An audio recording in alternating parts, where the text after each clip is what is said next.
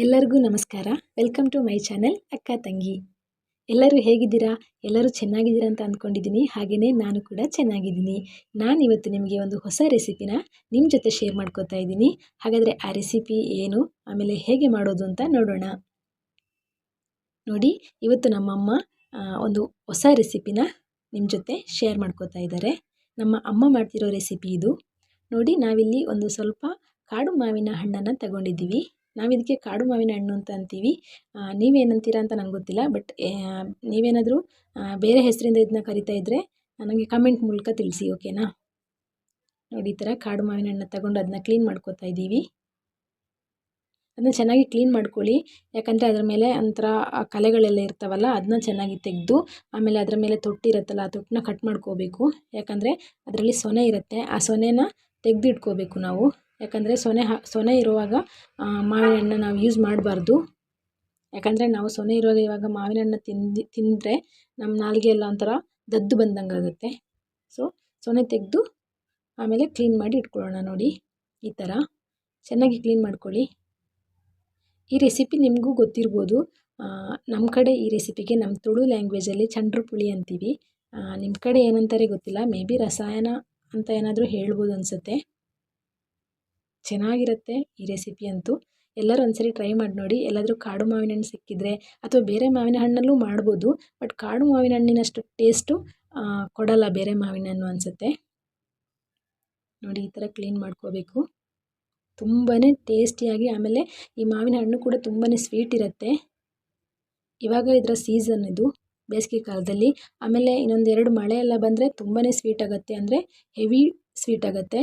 ಇವಾಗಲೂ ಸ್ವೀಟ್ ಇದೆ, ಹಾಗೆಯೇ ತಿನ್ಬೋದು. ನಾವು ದಿನಕ್ಕೆ ಒಂದು 10 ರಿಂದ 15 ಮಾವಿನ ಹಣ್ಣು ತಿಂತೀವಿ. ಇದನ್ನ ತುಂಬಾ ಚೆನ್ನಾಗಿರುತ್ತೆ ಫ್ರೆಂಡ್ಸ್. ನನಗೆ ನೋಡಿದ್ರೇ ಬಾಯಲ್ಲಿ ನೀರು ಬರುತ್ತೆ.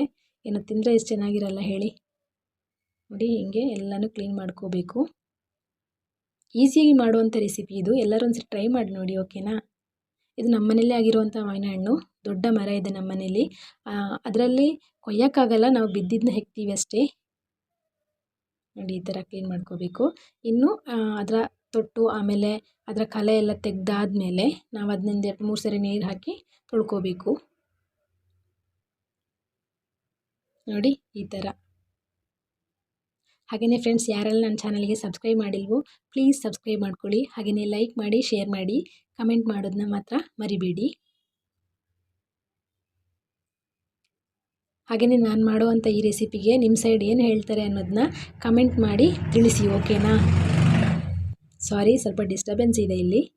ನೋಡಿ, ಈ ಥರ ತೊಳ್ಕೋಬೇಕು.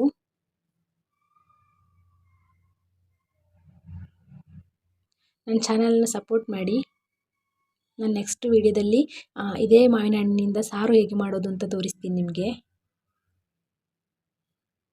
ಈ ರೆಸಿಪಿ ಅಂತೂ ತುಂಬಾ ಟೇಸ್ಟಿಯಾಗಿರುತ್ತೆ ಫ್ರೆಂಡ್ಸ್. ಒಂದ್ಸರಿ ಟ್ರೈ ಮಾಡಿ ನೋಡಿ. ಎಲ್ಲರೂ ಟ್ರೈ ಮಾಡಿಬಿಟ್ಟು ಹೇಗಿತ್ತು ಅನ್ನೋದನ್ನ ಕಮೆಂಟ್ ಮಾಡಿ, ಓಕೆನಾ?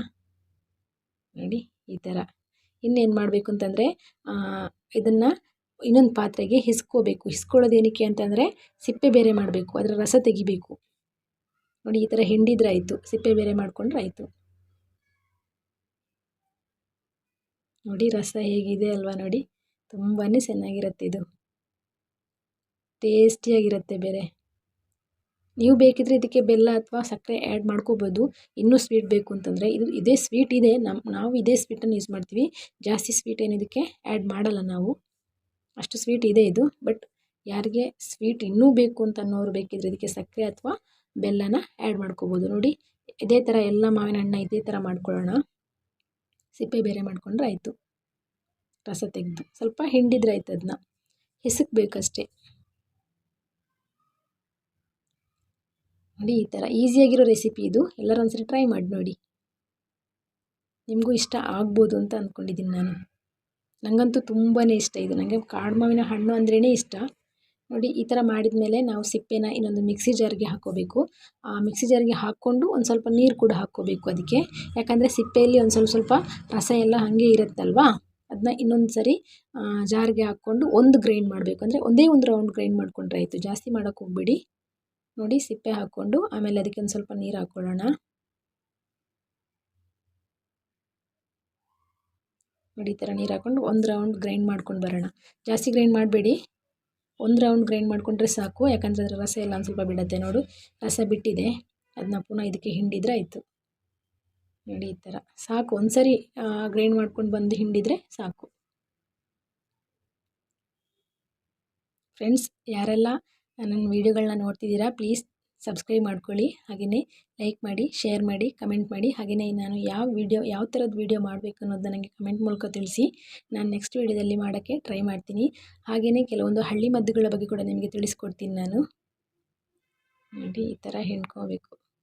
ನೋಡಿ ರಸ ಇಷ್ಟಿದೆ ನೋಡಿ, ತುಂಬಾ ಟೇಸ್ಟಿಯಾಗಿರುತ್ತೆ ಫ್ರೆಂಡ್ಸ್. ಹಾಗೆಯೇ ಈ ಮಾವಿನ ಹಣ್ಣಿಂದ ಜ್ಯೂಸ್ ಕೂಡ ಮಾಡ್ಕೋಬೋದು. ಅದರ ರೆಸಿಪಿ ನಾನು ನೆಕ್ಸ್ಟ್ ಶೇರ್ ಮಾಡ್ತೀನಿ ನಿಮಗೆ. ನೋಡಿ ಈ ಥರ ಆಯಿತು. ಇವಾಗ ಇದಕ್ಕೆ ಮಸಾಲೆ ರೆಡಿ ಮಾಡ್ಕೋಬೇಕು ನಾವು. ಜಾಸ್ತಿ ಮಸಾಲೆ ಏನಿಲ್ಲ, ಒಂದು ಸ್ವಲ್ಪ ಮಸಾಲೆ ರೆಡಿ ಮಾಡಿಕೊಂಡ್ರೆ ಆಯಿತು. ಅದಕ್ಕಾಗಿ ನಾನು ಒಂದು ತೆಂಗಿನಕಾಯಿ ತಗೋತೀನಿ. ಆ ತೆಂಗಿನಕಾಯಿನ ತುರಿದು ಬೇಕಾದರೂ ಹಾಕೋಬೋದು. ನಾನಿಲ್ಲಿ ಕಟ್ ಮಾಡಿ ಹಾಕ್ಕೊಂಡಿದ್ದೀನಿ ನೋಡಿ. ಒಂದು ಭಾಗ ಮಾತ್ರ ತಗೊಂಡಿದ್ದೀನಿ ನೋಡಿ ಈ ಥರ. ಹಾಗೆಯೇ ಒಂದು ಸ್ವಲ್ಪ ಕಾಯಿ ಮೆಣಸು, ಈರುಳ್ಳಿ, ಬೆಳ್ಳುಳ್ಳಿ ತಗೊಂಡಿದ್ದೀನಿ. 4ರಿಂದ 5 ಕಾಯಿ ಮೆಣಸನ್ನ ಹಾಕ್ಕೊಂಡಿದ್ದೀನಿ ನಾನಿಲ್ಲಿ. ಹಾಗೆಯೇ ಒಂದು ಒಣಮೆಣಸನ್ನ ಕಟ್ ಮಾಡಿ ಹಾಕ್ಕೊಂಡಿದ್ದೀನಿ ನೋಡಿ. 4 ಎಸಳು ಬೆಳ್ಳುಳ್ಳಿ. ಹಾಗೆಯೇ ನಾನಿಲ್ಲಿ ಒಂದೂವರೆ ಟೀ ಸ್ಪೂನಷ್ಟು ಸಾಸಿವೆ, ಆಮೇಲೆ ಒಂದು ಅರ್ಧ ಟೀ ಸ್ಪೂನಷ್ಟು ಅರಶಿನ ಹಾಕ್ಕೊಂಡಿದ್ದೀನಿ. ಆಮೇಲೆ ಒಂದು ಅರ್ಧದಷ್ಟು ಈರುಳ್ಳಿ ಹಾಕ್ಕೊಂಡಿದ್ದೀನಿ. ನೀವು ಬೇಕಿದ್ದರೆ ಒಂದು ಸ್ವಲ್ಪ ಜೀರಿಗೆ ಆ್ಯಡ್ ಮಾಡ್ಕೋಬೋದು ಇದಕ್ಕೆ. ನೋಡಿ ಈ ಥರ. ಇದನ್ನ ಇವಾಗ ಗ್ರೈಂಡ್ ಮಾಡ್ಕೊಂಡು ಬರೋಣ. ಜೀರಿಗೆ ಆ್ಯಡ್ ಮಾಡ್ತಾಯಿದ್ದೀನಿ ನೋಡಿ. ಓಕೆ, ಇವಾಗ ಇದನ್ನ ಗ್ರೈಂಡ್ ಮಾಡ್ಕೊಂಡು ಬರೋಣ. ನೋಡಿ ಗ್ರೈಂಡ್ ಆಗಿದೆ, ಎಷ್ಟು ಚೆನ್ನಾಗಿದೆ ಅಲ್ವಾ. ಇವಾಗ ನಾವು ಆವಾಗ ರಸ ತೆಗೆದಿಟ್ಕೊಂಡಿದ್ವಲ್ಲ, ಅದಕ್ಕೆ ಇದನ್ನ ಆ್ಯಡ್ ಮಾಡಿದರೆ ಆಯಿತು. ನೋಡಿ ಈ ಥರ ಸ್ವಲ್ಪ ನಿಮಗೆ ಎಷ್ಟು ನೀರು ಬೇಕೋ ಅಷ್ಟು ದಪ್ಪಕ್ಕೆ ನೀರು ಹಾಕ್ಕೊಂಡು ಅದನ್ನ ರೆಡಿ ಮಾಡ್ಕೊಳ್ಳಿ. ನೋಡಿ ಈ ಥರ ಮಾಡ್ಕೊಂಡಿದ್ದೀನಿ. ಇವಾಗ ನಾನು ಸ್ವಲ್ಪ ನೀರು ಹಾಕಿದ್ದಕ್ಕೆ ಅದನ್ನ ತೆಳು ಮಾಡ್ಕೊಳ್ಳೋಣ. ದಪ್ಪ ಇದೆ ತುಂಬ. ಕನ್ಸಿಸ್ಟೆನ್ಸಿ ಎಷ್ಟು ಬೇಕೋ ಅಷ್ಟು ನೋಡ್ಕೊಂಡು ಮಾಡ್ಕೊಳ್ಳಿ. ನೋಡಿ ಲಾಸ್ಟಿಗೆ ನಾವು ಇದಕ್ಕೆ ಉಪ್ಪು ಹಾಕ್ಕೊಂಡು ನೋಡಿದ್ರೆ ಆಯಿತು. ನಿಮಗೆ ರುಚಿಗೆ ಎಷ್ಟು ಉಪ್ಪು ಬೇಕೋ ಅಷ್ಟು ಹಾಕ್ಕೊಳ್ಳಿ. ನೋಡಿ ಎಷ್ಟು ಚೆನ್ನಾಗಿರುತ್ತೆ ಅಂದರೆ ಫ್ರೆಂಡ್ಸ್, ಒಂದ್ಸರಿ ಟ್ರೈ ಮಾಡಿ ನೋಡಿ ನೀವು ಬೇಕಿದ್ದರೆ. ತುಂಬಾ ಚೆನ್ನಾಗಿರುತ್ತೆ. ಊಟಕ್ಕಂತೂ ನಾವೇನು ಮಾಡ್ತೀವಿ ಅಂದರೆ ಬಾಯ್ಲ್ಡ್ ರೈಸ್ ಯೂಸ್ ಮಾಡ್ತೀವಲ್ಲ, ಅದಕ್ಕೆ ಅದ್ರ ಜೊತೆ ಒಣ ಮೀನು ಫ್ರೈ ಮಾಡ್ಕೊಂಡು ತಿಂತೀವಿ. ತುಂಬಾ ಸಖತ್ತಾಗಿರುತ್ತೆ. ನೋಡಿ ಇವಾಗ ಮಾವಿನ ಹಣ್ಣಿನ ರಸಾಯನ ರೆಡಿಯಾಗಿದೆ ನೋಡಿ. ಅದಕ್ಕೆ ಇವಾಗ ಲಾಸ್ಟಲ್ಲಿ ಉಪ್ಪು ಹಾಕ್ಕೊಂಡು ನೋಡೋಣ. ನಿಮಗೆ ಟೇಸ್ಟಿಗೆ ಎಷ್ಟು ಬೇಕೋ ಅಷ್ಟು ಉಪ್ಪು ಹಾಕ್ಕೊಳ್ಳಿ. ಇವಾಗ ಮಿಕ್ಸ್ ಮಾಡ್ಕೊಳ್ಳಿ ನೋಡಿ ಈ ಥರ. ಸೊ ಫ್ರೆಂಡ್ಸ್, ಎಲ್ಲರೂ ಈ ರೆಸಿಪಿನ ಒಂದ್ಸರಿ ಟ್ರೈ ಮಾಡಿ ನೋಡಿ. ಟ್ರೈ ಮಾಡಿಬಿಟ್ಟು ಹೇಗಿತ್ತು ಅನ್ನೋದನ್ನ ನನಗೆ ಕಮೆಂಟ್ ಮೂಲಕ ತಿಳಿಸಿ. ತುಂಬಾ ಚೆನ್ನಾಗಿರುತ್ತೆ ಫ್ರೆಂಡ್ಸ್. ಹಾಗೆಯೇ ಯಾರೆಲ್ಲ ನನ್ನ ವೀಡಿಯೋಸ್ನ ನೋಡಿದ್ದೀರಾ ಅವರಿಗೆಲ್ಲ ಧನ್ಯವಾದಗಳು. ಪ್ಲೀಸ್ ನನ್ನ ಚಾನಲ್ಗೆ ಇದೇ ಥರ ಸಪೋರ್ಟ್ ಇರಲಿ. Thank you.